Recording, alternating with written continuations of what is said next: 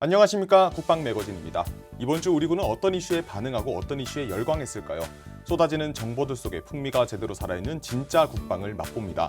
국방을 보는 또 다른 시선 국방 매거진, 오늘도 풍성한 소식 준비해봤습니다. 먼저 한 주간의 국방 소식을 짧고 간단하게 요리해봅니다. 뚝딱맨과 함께하는 촉박한 뉴스 3분 뚝딱입니다.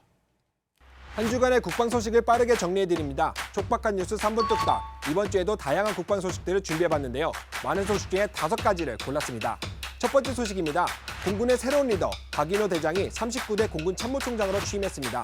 이번 취임식은 현 상황의 엄중함을 고려해 서 국방부 장관을 포함한 군 주요 지휘관 등 최소 인원만 참석한 가운데 약식으로 진행됐는데요. 취임식에서 박인호 참모총장은 가장 먼저 고인에 대한 애도를 표하고 앞으로 공군을 바로 세워 국민의 신뢰를 회복하겠다고 밝혔습니다. 박 총장은 취임식이 끝나고 공군 장성급 지휘관들과 1박 2일간 진행하는 대토론회를 열어 성폭력 예방과 피해자 보호, 장병 생활 여건 개선과 장병 인권 보호 등 공군 조직 문화의 개선 방안에 대해 논의했습니다. 두 번째 소식입니다. 대한민국 장병 급식 피복 모니터링단이 육군 부사관 학교를 방문했습니다.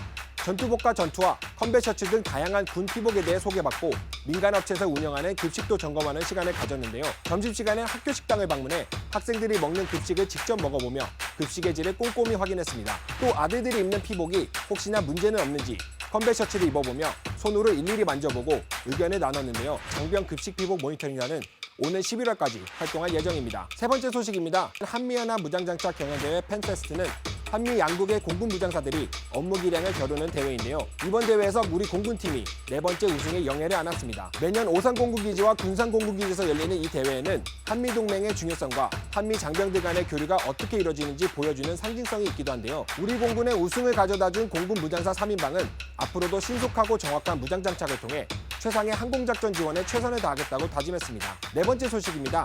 국방과학연구소가 4년의 연구개발 끝에 식물성 오일인 파묘를 활용한 바이오 항공유 대량 제조 기술을 국내 최초로 개발했습니다. 국방과학연구소는 식물성 오일의 연료 효율성을 석유계 항공유와 비교하고 군용 터빈 엔진의 적용 시험까지 거쳐서 바이오 항공유의 대체 연료 사용 가능성을 최종적으로 확인했는데요. 연간 5톤 규모로 생산이 가능합니다. 올해부터는 국제 민간 항공기구 아이카오가 제정한 탄소 상태 감축 제도가 시범 운영되면서 세계적으로 바이오 항공유의 필요성도 점점 더 커지고 있는 상황인데요. 탄소 배출량이 낮아 향후 석유 대체는 물론 친환경 연료로도 주목받는 바이오 항공유는 향후 훌륭한 친환경적 연료의 대안이 될 전망입니다. 마지막 소식입니다. 매월 10일 모든 장병들이 기다리는 날이죠. 바로 급여가 들어오는 날인데요.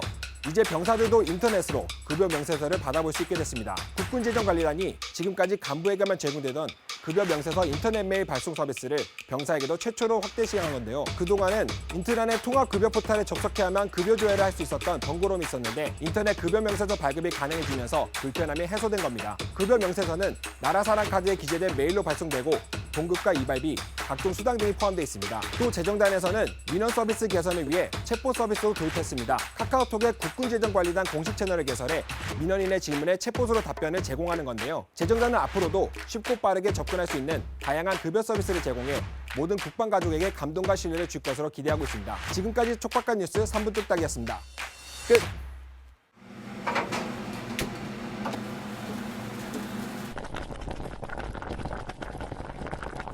자, 이번에는 지난 사골처럼 우려낸 깊은 뉴스, 기자들의 속풀이를 제대로 듣는 시간입니다. 이번 주제는 군 성범죄 근절 대책입니다.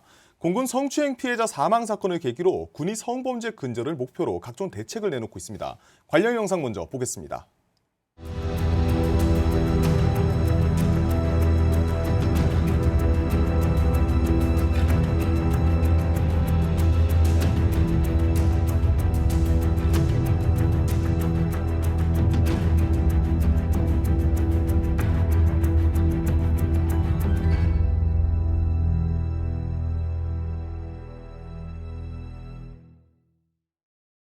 자, 먼저 성범죄는 초기 수사부터 확실한 대응이 중요한데 순환만부터 봅니다.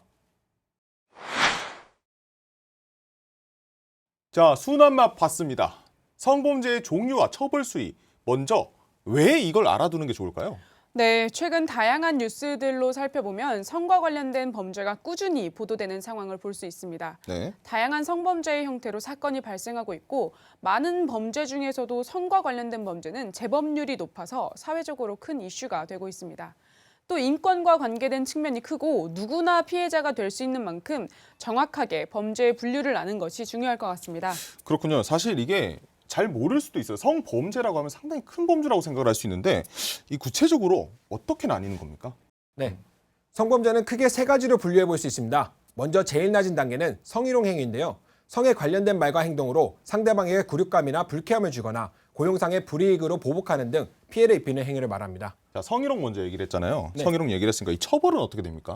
네, 업무나 고용, 그 밖의 관계로 인해 자기의 보호, 감독을 받는 사람에 대해 위계 또는 위력으로 추행한 사람은 3년 이하의 징역 또는 1,500만 원 이하의 벌금에 처합니다.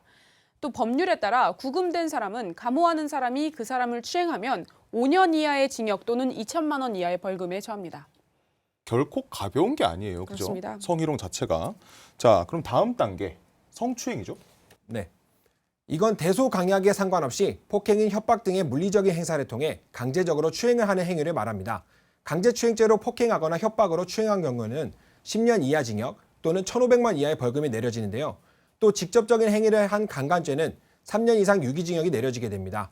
꼭 알아야 할 건 네. 강제추행죄의 경우 남녀 성별 구분 없이 똑같이 적용된다는 건데요. 초범이라도 성범죄 기소유예 처분을 받기 어려울 수 있습니다. 이게 제일 중요한 부분 같아요. 이게 남녀, 그러니까 성별 구분 없이 똑같이 적용되는 부분이다. 네, 맞습니다. 그런 부분이 있어요. 그러면은 가장 나쁜 죄질, 가장 최상이죠. 네. 성폭행, 이건 어떻게 됩니까? 이거는 성을 매개로 한 모든 폭력 행위를 말합니다. 언어적, 심리적, 신체적 폭력 등을 말하는데 강간은 물론 준강간, 유사강간, 공중 밀집 장소에서의 추행, 그리고 몰래카메라 같은 불법 촬영도 모두 포함이 됩니다. 이것도 범주가 제가 생각했던 것보다는 상당히 넓거든요. 맞습니다. 그러니까 뭐 준강간, 유사강간부터 여러 가지 다 들어가 있는 것 같은데, 자, 이 경우는 처벌이 어떻게 됩니까? 네, 이 경우의 처벌은 폭행 또는 협박으로 사람을 강간한 경우에는 3년 이상의 유기징역형에 처해지게 되는데요. 폭행 또는 협박 등을 이용해 직접적인 성행위를 한 경우는 2년 이상의 유기징역형에 처해지게 됩니다. 네. 이건 동성간이라 할지라도 이성간의 성폭행과 동일하게 보고 있습니다. 동성 이성 따지지 않는다라고 네, 하는 맞습니다. 거죠. 자, 성폭행은 근데 상해치사라고 하는 부분이 추가가 돼요. 이게 네. 더 강해지는 거죠, 이게. 네, 맞습니다. 특히 강간죄의 경우에는 폭행과 협박 등의 물리력 또는 외력이 있어야만 성립하는 범죄입니다. 만약에 신체적인 피해가 발생하는 경우에는 상해치사죄로 따로 분류돼서 더욱 엄정한 처벌이 이루어지고 있는데요. 특히 요즘 이슈가 되고 있는 디지털 성범죄인 몰래카메라인 경우는 타인의 은밀한 신체 부분을 촬영하거나 그 촬영물을 팔거나 빌려주거나 혹은 대가 없이 널리 퍼뜨릴 경우를 말하는데, 이런 경우에는 5년 이하의 징역 또는 1,000만 원 이하의 벌금이 내려집니다. 자, 사실 성범죄는 용서할 수 없는 정말 심각한 문제인 만큼 결코 있어서는 안 되는 문제인 것 같습니다. 자, 그럼 이어서 진한 맛으로 가봅니다. 자, 그래서 국방부도 공군 성추행 피해자 사망 사건 이후 성폭력 피해 특별 신고 기간을 지난달 30일까지 운영을 했었습니다. 어떻습니까? 네, 맞습니다. 국방부는 성폭력 피해 특별 신고 기간을 지난 30일까지 운영했습니다. 당초 지난달 3일부터 2주 동안 했던 것을 한 차례 연장해서 4주가량 운영한 건데요. 국방부는 매년 2회 정례적으로 특별 신고 기간을 운영하고 있지만 이번 공군 성폭력 사건을 계기로 다른 군내 피해 사례를 선제적으로 파악해서 조사하겠다며 이런 조치를 한 겁니다. 사실 이게 이제 뭐 특별 신고 기간이라고 지칭을 해가지고 진행이 됐던 부분인데, 이거 말고 추가적으로 이제 지금 신고 기간이 끝났잖아요. 끝나고 난 이후에 신고 전화 또 추가로 하고 싶다. 그럼 어떻게 하면 되죠? 신고는 다양한 방법이 있는데요. 전화는 각 부대 군 전화 국번 다음에 1365, 1366을 누르면 됩니다. 인터넷이나 인트라넷 메일도 가능합니다. 피해자와 목격자 모두 신고할 수 있습니다. 국방부 인트라넷 홈페이지상에서 성폭력 상담 신고 익명 게시판을 통해서도 신고할 수 있습니다. 익명으로도 신고가 가능한 거고, 네, 그죠? 맞습니다. 직접 목격한 사람도 신고를 가능한 부분이니까 맞습니다. 결코 놓쳐서는 안 되는 부분인 것 같습니다. 사실 이제 한 달가량 운영이 된 건데 신고 접수는 얼마쯤 됐죠? 네, 보니까 국방부가 지난 3일부터 성폭력 특별 신고 기간을 운영한 결과 지난 6월 23일 기준으로 총 57건의 성범죄 신고가 접수됐다고 합니다. 57건? 네, 상당히 작은 숫자는 아니에요, 그죠? 꽤 많죠. 네, 신고 후에도 조치가 또 진행됐나요? 네, 국방부는 접수된 피해 사례 가운데 일단 20건에 대해 수사 의뢰를 했습니다. 해당 군의 감사를 의뢰한 17건도 결과에 따라 수사로 전환될 가능성이 큰 것으로 전해졌는데요. 8건에 대해서도 현재 피해자 상담 등이 이뤄지고 있어서 감사 또는 수사로 이어질 가능성이 있는 상황입니다. 군 당국은 수사와 감사를 통해 가해자를 법과 규정에 따라 강력히 처벌한다는 방침입니다.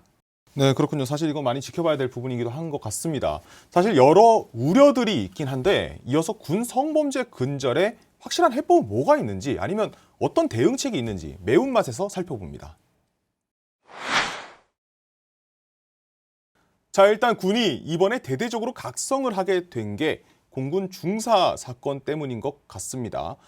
성추행 피해자인 공군 부사관이 극단적 선택을 한 사건, 정말 국민적인 큰 공분과 충격을 줬는데 현재 사건의 수사와 국방부 대응은 어떻게 이루어지는지 물어보겠습니다. 네, 상관의 성추행 이후 스스로 목숨을 끊은 공군 중사 사건을 보면요. 네. 지난 3월에 저녁 식사하고 나서 귀가하던 차량 뒷자리에서 선임에게 강제 추행을 당한 이 중사는 이튿날 피해 사실을 정식으로 신고했습니다.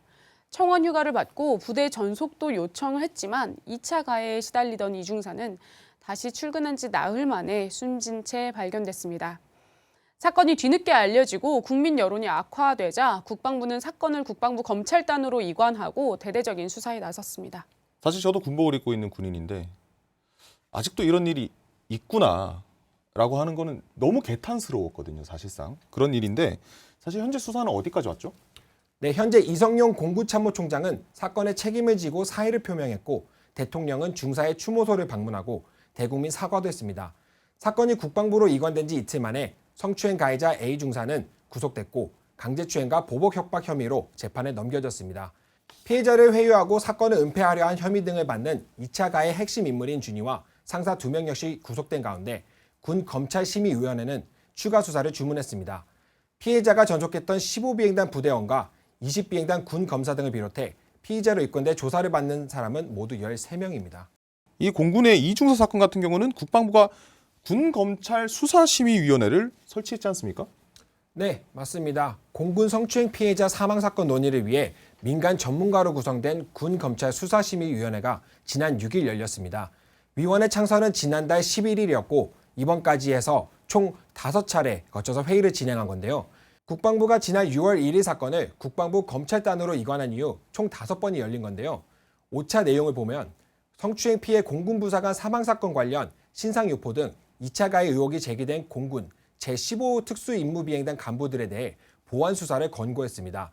공군 양성평등센터장 국선 변호사는 곧 기소될 방침입니다.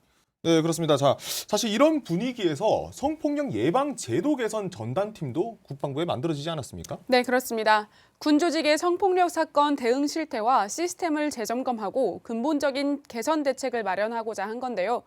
전담팀은 육해공군 본부 인사참모부장과 해병대 사령부 인사처장 등이 참여하는 협의회를 비롯해 교육, 피해자 보호, 부대 운영, 조직 문화, 수사, 조사 분과로 구성됐고 현재 조직을 운영하고 있습니다. 네, 상당히 세부적으로 구분을 지었고 이제 육해공군까지 다 불러 모아서 한번 진행을 하겠다 이런 내용인 것 같아요. 자, 추가로 국방부가 군 내에서의 시각에서만 다루지 않기 위해서 민간의 도움을 얻어 합동위원회도 구성을 새롭게 했습니다. 관계자 인터뷰 준비해봤습니다. 6대전의 운영자 자격으로 분과위원을 맡게 되었는데요. 위원회에서는 장병의 인권 보호 및 조직 문화 개선 방안에 대해 장병의 입장에서 그간의 정책을 추진했던 부분을 되돌아보고 국민과 장병이 공감할 수 있는 실질적인 개선 방안 등을 마련하고자 합니다. 자, 그런데 일단은 올해 가을까지만 한시적으로 운영하는 것 같은데 기한은 짧고 할 일은 많고 사실 마음가짐도 중요할 것 같아요. 네, 그래서 직접 그 부분도 들어봤는데요. 말씀 들어보시죠. 저는 다른 위원님들보다는 많이 부족하지만 현재 복무하고 있는 현역 장병들과 계속 소통을 하고 있고 장병들이 말하는 소리들을 위원님들한테 또 전달해서 장병들이 원하는 부분이 무엇인지 그런 부분들을 확인해 드리고자 하고 있습니다. 네, 우리 군이 악순환의 고리를 끊고 제 식구 감싸기라는 한계까지 넘어서기 위해서는 처벌과 책임을 제대로 물을 수 있도록 군 사법 체계의 공정성과 균형성을 확보하기 위한 노력이 필요해 보입니다. 다음 주로 가기 전에 숨 한번 돌리고 오겠습니다. SNS에 올라온 국방 소식들을 살펴봅니다. 밀리터리 카페입니다.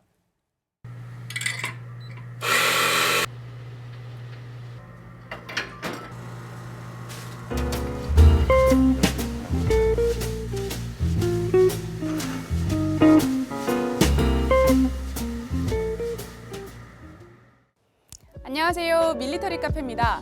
이번 주는 SNS에서 소개된 우리 군의 소식을 알아보겠습니다. 먼저 육군입니다. 6월에 임관한 학사 66기와 간부사관 42기의 솔직발랄한 얘기를 들어보는 시간을 가졌는데 이들은 보통의 소위들과는 좀 다릅니다. 바로 경력직 신입입니다. 각기 다른 경력들을 갖고 있어 눈길을 끄는데요. 이등병으로 입대했다가 하사로 임관하고 다시 소위로 임관해 군번이 3개인 소위도 있고 할아버지 때부터 3대째 군복무를 하고 있는 국방 명문 가문의 여군도 있습니다.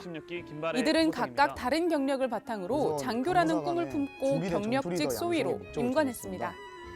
뜨거운 한여름 태양 아래 학군교의 궤베레스트를 누비며 훈련을 받았던 후보생들의 임관썰, 학군교썰을 아주 흥미진진하게 담아냈습니다. 다음은 공군입니다. 공군도 아주 흥미로운 주제로 영상을 올렸는데 바로 조종사의 하루를 알아보는 시간입니다. 여러분도 궁금하시죠? 전투조종사의 하루는 어떨지 공군에서 시원하게 풀어드립니다. 비행시간 1000시간의 현역 여군과 비행시간 3000시간의 예비역이 함께 썰을 풉니다. 조종사는 하루 일과를 어떻게 보내는지, 비행은 일주일에 몇 번이나 하는지, 브리핑에서는 무슨 얘기를 하는지 그동안 궁금했던 그들의 이야기, 공군 유튜브에서 볼 수 있습니다. 해군은 최근 취역한 마라도함에 대해 자세히 알아봤습니다.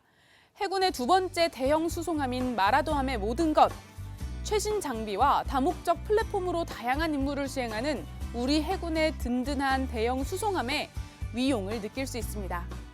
앞으로 마라도함은 전력화 훈련을 거쳐서 올해 10월부터 작전 배치된다고 하는데 든든한 마라도함과 함께 바다를 지켜주는 우리 해군을 응원합니다. 네, 오늘은 우리 각군의 SNS 영상을 통해서 흥미로운 소식들을 다양하게 알아봤습니다.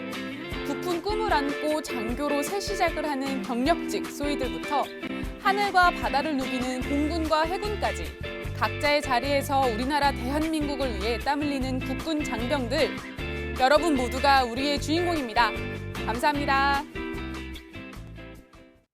자, 계속해서 기자 속풀이 다음 주제로 이어갑니다. 다음 주제는 육군 특수전사령부 해상훈련입니다. 자세한 말씀 드리기 전에 영상으로 먼저 만나봅니다.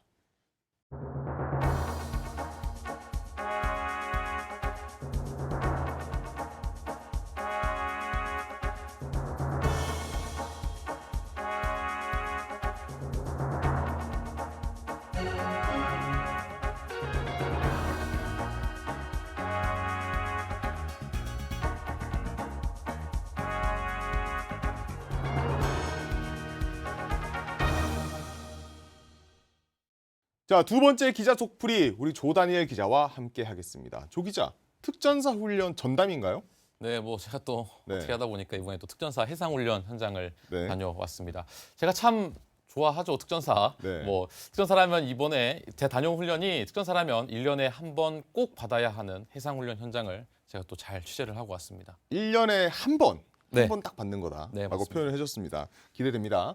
자, 자세한 이야기 들어보기 전에 코너 속 코너입니다. 기자의 비밀 수첩. 기자가 취재 중 만난 비하인드 이야기들을 모아서 육하원칙으로 풀어보는 시간입니다.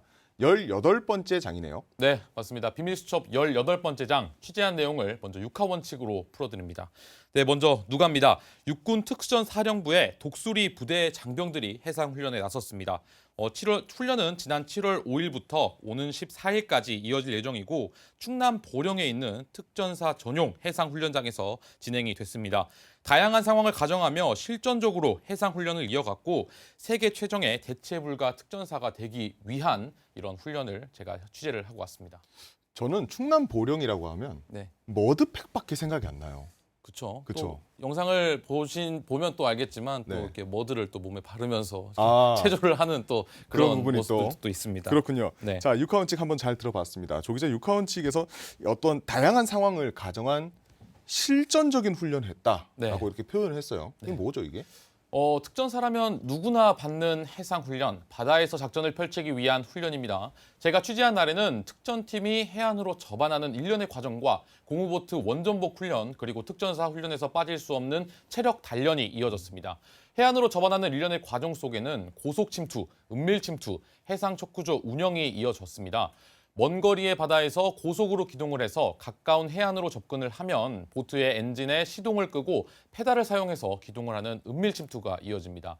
이후 해상 척구조가 보트에 내려서 수중으로 적 해안에 먼저 들어가 안전을 확보하면 고무보트가 해안에 상륙하는 또 이런 일련의 과정을 좀 실전적인 좀 모습을 볼 수 있었습니다. 적지에 투입해서 어떻게 상륙을 해서 은밀하게 들어가는지 그런 내용들이 상당히 자세하게 나와 있는 것 같아요. 네, 그죠? 맞습니다. 자, 자세한 설명 속에서 저는 이제 고무보트 원전복 훈련이라는 얘기를 들었는데 네, 이게 사실 군사 용어가 한문하고 한글하고 섞여 있다 보니까 어려울 수가 있어요. 그렇죠. 이게 뭐예요, 이건? 조금 헷갈릴 수도 있는데 네. 저 또한 듣기만 들었지 실제로 하는 모습을 취재한 것은 또 이번이 어. 처음이었습니다. 말 그대로 보트를 뒤집고 다시 뒤집는 전복, 원복 아. 이런 훈련입니다. 이게 바다 하면은 또 위험하고 어떤 상황이 일어날지 예측이 또 불가능하잖아요. 그렇죠. 또 이제 이런 거친 파도나 해안의 장애물, 적의 공격으로부터 보트가 뒤집혔을 때 빠르게 다시 뒤집어서 작전을 이어가기 위한 훈련입니다. 이 훈련에서 영상을 자세히 보면 또 재밌는 점이 있습니다. 먼저 전복된 보트 위로 2명의 특전 요원이 올라가 줄을 잡고 보트 끝에 서서 뒤집는 모습을 볼 수 있죠. 보트 한쪽이 들리면서 물속에 있는 특전 요원이 보트에 매달립니다. 보트가 원복되는 힘으로 곧장 보트에 올라서는데 보트 위에 다른 특전 요원들이 오르는 것을 도와주고 보트의 엔진을 빠르게 제어하기 위함입니다. 특전사는 역시 특전사인 것 같아요. 그렇죠. 그래서 이 영상으로만 봐도 쉬운 그런 일은 아니거든요. 사실 에너지 소모도 상당히 큰 일인 네, 거고. 맞습니다.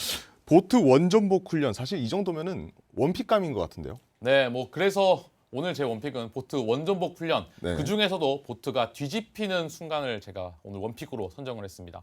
이 훈련에서 또 한 가지 재밌는 점이 또 있습니다. 네네. 실전적인 포인트가 또 보이는 부분이 있는데 제가 이 과정을 보니까 보트가 뒤집혔을 때 대원들이 뒤집힌 보트 밑으로 들어가 있는 또 그런 모습을 볼 수 있었습니다. 해상에 보트가 뒤집혔을 때 해상에 표류하지 않고 검은색 보트에 몸을 숨기는 듯한 그런 움직임을 볼 수 있었는데 또 이런 실전적인 디테일까지 살아있는 또 그런 훈련이었습니다. 그걸 잘 캐치를 하신 거네요, 사실상. 네, 열심히 취재를 했죠. 네, 칭찬합니다. 네, 감사합니다. 사실 힘들었을 것 같은 건 남부지방이 비가 많이 왔잖아요. 네, 또 그렇죠. 또 비 이야기를 또 안 할 수가 없었습니다. 원래는 이제 저희가 취재하기로 한 날에는 네. 항공자산을 활용한 훈련이 예정이 돼 있었는데 또 날씨로 항공기 운용이 취소가 됐습니다. 안타깝게 다루지 못한 거고. 네, 맞습니다. 사실 항공자산 운용이면 상당히 큰 훈련인 거고. 네, 그렇습니다. 그렇죠. 원래는 뭘 하려고 했던 거예요? 원래는 헬로캐스트라고 불리는 헬기 저고도 이탈 수영 침투 훈련이 예정이 돼 있었습니다. 당일 아침 안개가 너무 심하게 끼는 바람에 다음을 또 기약하게 됐는데 이 헬로캐스트 헬기 저고도 이탈 수영 침투는 말 그대로 저고도로 비행하는 헬기에서 네. 장비를 갖추고 수중으로 뛰어내려서 수영으로 작전 지역에 침투하는 훈련입니다. 아쉽지만 제가 다음에 꼭 제가 취재를 해오도록 하겠습니다. 자, 이렇게 힘든 훈련 사실상 정말 특전사라는 자부심하고 사명감 이 두 가지가 사실 있지 않으면 하기 힘든 훈련이잖아요. 그 사람은 못하는 훈련이죠. 네. 자, 그럼 다시 해상 훈련으로 돌아가 봅니다. 네.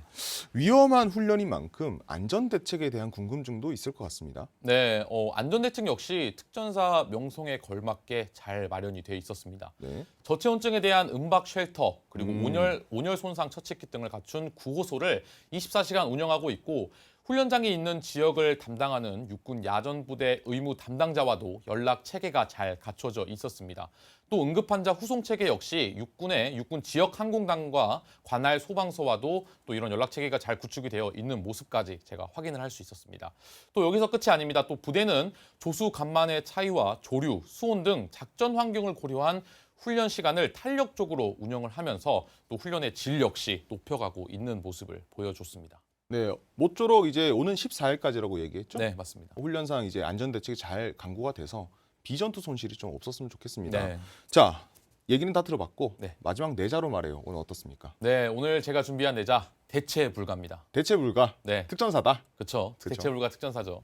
오늘은 특전사 독수리 부대의 해상 훈련에서 항공기를 활용한 특전 요원들의 훈련을 좀 이야기를 해봤는데 제가 현장에서 보고 느낀 바로는 정말 그 누구도 대체할 수 없는 최정예 특전 요원들이구나라는 생각이 또 많이 들었습니다.